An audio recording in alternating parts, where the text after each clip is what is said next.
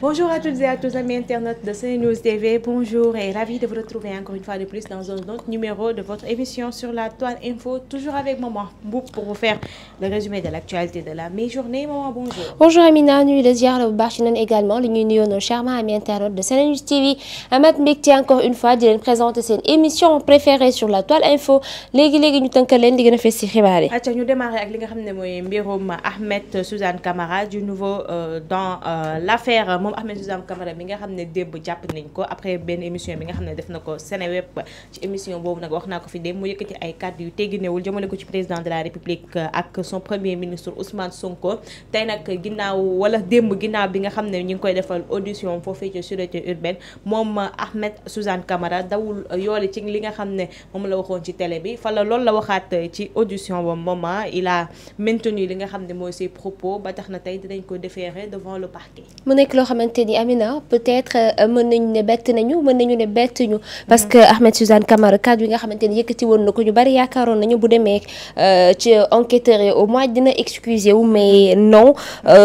il n'a exprimé aucun regret et ne présente pas d'excuses comme on dit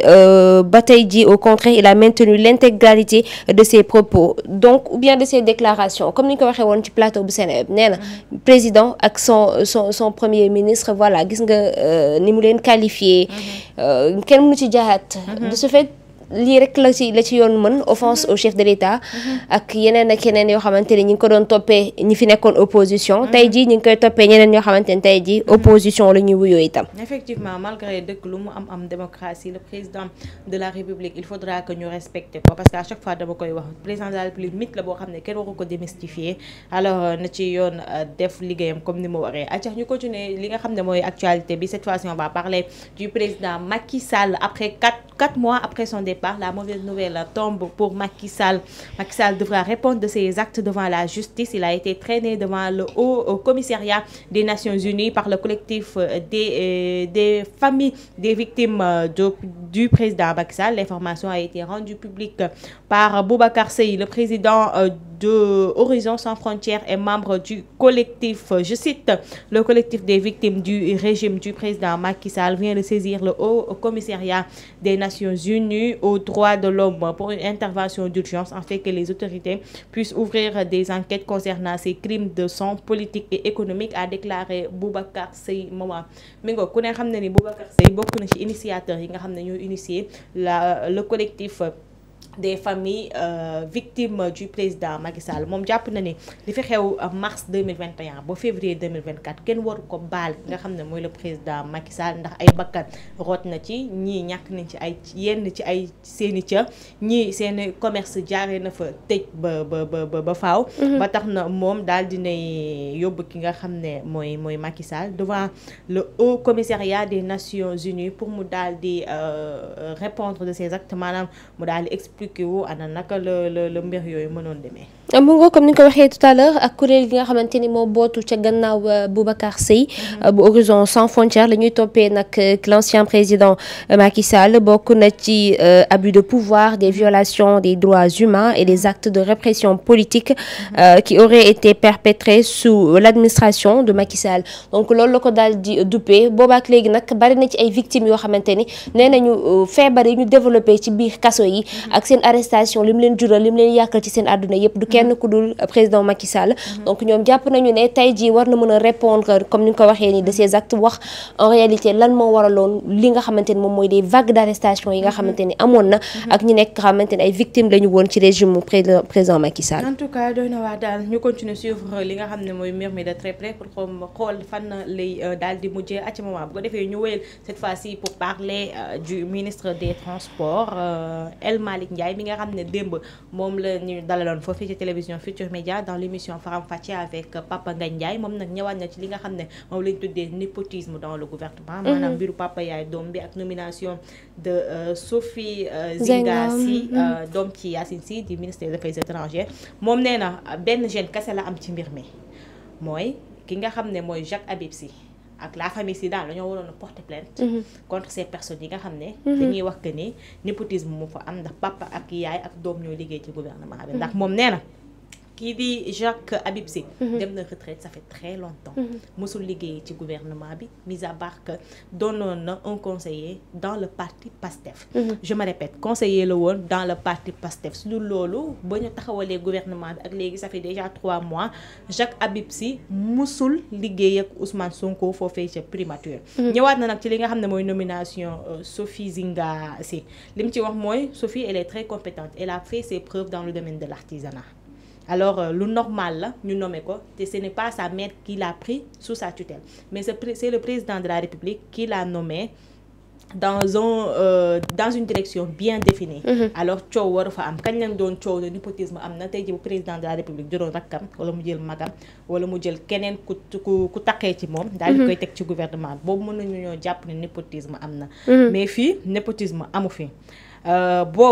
comment dire sukkandiku waale na ci li ñu mel ba xam le ne ñii waxit que ni moom dafa jël 8 personnes de sa famille nommé leen sous sa direction nee na ñooñu ils devront faire face à la justice il a porté plainte pour ça lim nag sax ba lim ñi nga xam ne ñooy waa lii quotidien il a porté plainte pour ça. nee na l'enquête suit son cours xanaa rek ñu xaar foofu. Amina mais nag bu fekkente nag dañoo nekk ci yoon bu dee ko wax rek ñu gestu day xaw a metti Amina. parce que booy xool comme ni nga ko waxee tout à l'heure ki nga xamante ni moom moo di capitaine Touré ne woon na du porter plainte jotaat nañu ay information disant que dina porter plainte. Anita Diop cette fois-ci nag ki nga xam ne moom moo di El Malick Ndiaye nee na moom porté na plainte ba pare déjà. ci yooyu les révélations bu ñu jugee ci loolu également mi ngi poussé ñi nga xamante ni moom mooy la famille si ñu daal di porter plainte ci révélation yi nga xamante ni ñi koy wax jëm ci wàllum népotisme alors lii mooy firndeel que ni Ousmane Sonko waxoon na ko ci li nga xamante ni moom mooy janook taskatu xibaar yi ca Grand Théâtre newoon na presse bi nañu xoolaat seen organisation nañu xoolaat seen bopp parce que yu bari li ñu doon pardonné dootuñu ko pardonné ti donc lu mu ci mënti doon Amina dañuy am ay sources doog di publier suñu ay une wala ci joxe ay information yoo xamante ni rek c'est bien vérifié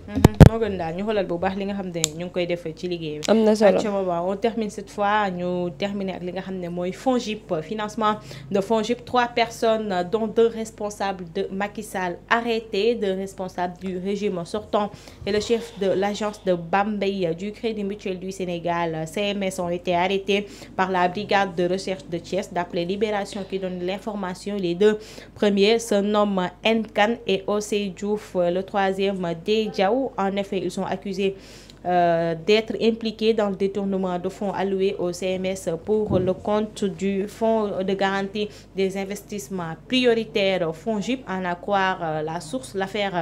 l'institution a saisi certains bénéficiaires des fonds en question pour le règlement d'échéance de remboursement de prêts. Contre toute attente détaillée, le journal, ces derniers, tous originaires de Bambey, ont affirmé qu'on leur avait fait croire que ces financements étaient gratuits à chaque charge pour eux de restonner une partie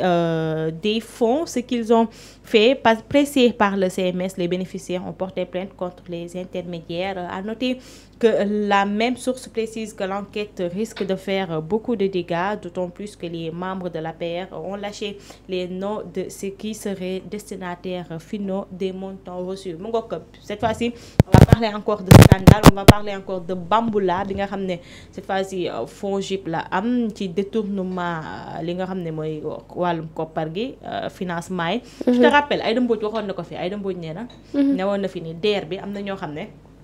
dañ leen a signaloo 200000. dañ leen a signaloo yaakaarloo leen wax leen ni 200000 lañ def alors que 2 millions lañ def. ci DER bi. léegi nag lii loolu ça ressemble un peu à ça ñi nga xam ne ñooy ñi intermédiaires yi entre ñi ci kaw ak ñi leb ak ñi ci suuf ce qui veut dire que comme li ñuy wax rek même ñi ci kaw bu ñu bëggee liggéey te intermédiaires yi doxaluñu yoon donc ñi ci suuf tamit ñoom ñooy payer les pots cassés comme on dit parfois nag faaw ñuy bàyyi xel ci ñi nga xam ñoom ñooy responsable yi parce que fi mu ne nii sénégalais yi dañoo war a dénoncer dénonciation fa la ñu toll fi mu nekk nii parce que booy bëgg a protéger nit à la fin yow yaay surux mënoo fay loo xamante ni leboo ko Amina c'est impossible déjà da ngay dugal sa projet sax ci boobule kuréel xëyu ndaw ñi wala leneen ak leneen Amina ñu ne bras long moom mooy tax nga am ci est-ce que yaa ngi comprendre li ma lay waxee donc Sénégal bu fekkente ni rek yow da nga yor say diplôme teg bëgg financement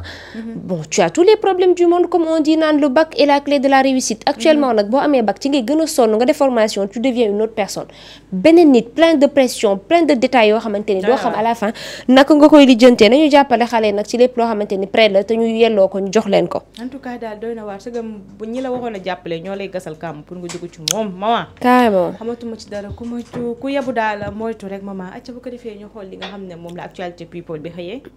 Amina alors ñu jaajëfal la bu baax a baax jaajëfal suñu am internet yi ci naka noonu nag la ñuy àndandoo présenter leen rapidement l'actualité people waaye Amina li ci gën a fees tamit bokk na ci li nga xamante ni récemment internet yi ñu ngi koy waxtaanee tout à l'heure ñu ko doon wax ci bureau bi déjà en route pour Paris Absa Faye la deuxième première dame fait sensation comme ni ñu ko waxee tout à l'heure le président Bassirou Diomaye Faye est à Paris sur invitation de son homologue français et de Thomas Bach président du comité exécutif du comité international olympique. Amina, le chef de l'État sénégalais, va participer au sommet international sur le sport. Comme nous l'avons dit tout à l'heure, pour le développement durable, prévu le 25 juillet 2024 bii ni ki tey Amina nag tey dafa ànd ak ki nga xamante ne moom mooy sa deuxième première dame déjà gis nañ ko mu daal di sol vestam bu tailleur bu classe. Alors internaute yi nag ku ci nekk ak ni ñu koy interpréter déjà gis nañu Mame Diarra Fam génn na ne na sac mais bi nga xamante ni moom la première dame yor déjà nee na false bi la nee na deuxième choix bi la moom original bi la ci daal di am voilà internet yi nag ku ci nekk yaa ngi xam nan nga koy expliquer les détails trait par trait. Marie Crone Faye qui était à l'honneur pour la première visite officielle en France autour de la deuxième dame Absa Faye tey nag Absa Faye moo daal di xewe comme on dit nee nañu Senghor dafa amoon enracinement ak ouverture dafa mel ni moom la ñu amaat fi mu nekk nii. En tout cas ce qui est sûr et certain mooy deuxième dame deful lu classe maquillage soft coiffure ensemble d'ailleurs tout était parfait nickel louboutin yi ba ci saag bi dara ko neexee nag mu jënd saagu 4 millions mbaa mu jënd saagu 5000 francs sax mbaa mu jënd pourquoi pas en tout cas soft na classe na Amina ko gis xam ne xaarul ba yegg si ci pouvoir bi soo koy ku gis deuxième dame xam ne c'est une femme première dame tamit ku ko gis xam ne c'est une femme indépendante non pour te dire que ni non mais pour te dire que ni elle a l'argent man xam nga ñan laay waxal ñi nga xam ne dañ naan ñëwaguñu commencé jënd ay saagu 3 millions sénégalais deuxième dame ko gis xam ne nekkul woon di toog muy dox ci femme émancipée la bokk. bu liggéeyee yor xaalisam elle a le droit de se payer tout ce qu'il veut bu ko defee sax dawal Ferrari ci mbedd Dakar yi. am na solo en tout cas daal gis nañu première dame def na suñu yëf maam. voilà tradition kii nag moom def modernisation donc nañu xool daal fi mu nekk nii naka la ñuy am ba pare def nag ay aîné bu soft. booy xool fu dën bu soft la daal def posul ongle posul cils xale yi ñun nañ simple. lu ma ciy wax mooy xale góor yi jàngaleen ci président Diomaye takk leen. ñi ko mën takk leen ñaar ñi ko mën takk ñett ñi ko mën takk ñeneent ñi ko mën takk juróom. ñi ko mënul nag xam ni mënuñu ko ñu yem ci benn. wala ñu bañ am wala ñu bañ am. ñoo nañ am garaaw. ku mënul moom jarul nga am. non ku mënul mën nga am après boo amee jabar bu compréhensif mu jàppale la. Amina mi ngoog alors ndi ki dem si guddi aussi gis nañu benn publication boo xamante ni xaaruñu ko woon mi ngi captiver nag l'attention des internautes ak abonnés yi nga xamante ni ñoo nekk Instagram bu rappeur sénégalais bi nga xam ne moom moo di Akbess photo buy circuler mu ànd ci ak ñi nga xamante ni ñoom ñooy ay taalibe ñu xale yu baree bari ay taalibe ay clichés yoo xamante ni fan sami namoon nañu ko ci moom aussi jàppoon nañu ni dafa génn ca loxol yoon jamono ji nag ñuy am ay information disant que ni photo la yoo xamante ni community management bi moom ko daal di génne donc juste pour attirer waat attention ñi nga xamante ni ñoom ñooy ses fans jàppaat ne nañu amaat espoir bu ñu fàtte ni liñ ko doon tegee loxo Amina bokk na ci mbirum trafic de drogue et autres donc jamono ji nag fan sami ñu ngi koy xaaraat bu baax a baax espérons que bu génnee tamit dina focus ci li nga xam ne moom moo di carrière bi Amina. effectivement ak bés ñu koy ñaanal yàlla gaaw teggi natt bu mu teg ci kaw fan sami namm nañ ko ñu gaaw gisaat ko ci kaw podium bi ndax namm nañ ko mais nag mu jàng ci bu baax a baax ba li ko dal nii incha allah bu teggee ko ci kaw mu bañ koo dalaat rek moom am na solo bu baax a baax waaye Amina li ci gën a reetaan indi woo fi anoo rek non tey anoo ñëwul mais anoo bu ñëwee dañ koy tamit anoo juste pour wax la tamit Amina dëkk bi di anoo rek Amina Mbaye Lambar luy problème am ak Aby Ndour kuy Mbaye Lambar Amina Kabi mooy Mbaye Lambar. Kabi Mbaye Kouthia. ah ok Mbaye bi doon nekk ci Kouthia. dafa am problème ak Aby Ndour. waaw disons que dafa demoon ci déjà signature de contrat dañ ko mën a tuddee. diggante Pawlish Mbaye ak Ouzin Keita. mais bi mu demee nag ñu dugg ci restaurant Aby Ndour wante Aby Ndour bi mu ko séenee daf ko daal di dàqalu ne vigile bi nañ ko génnee ci biti moom Mbaye Kouthia lu tax ñu koy génnee moom moo di nee na xamu ko.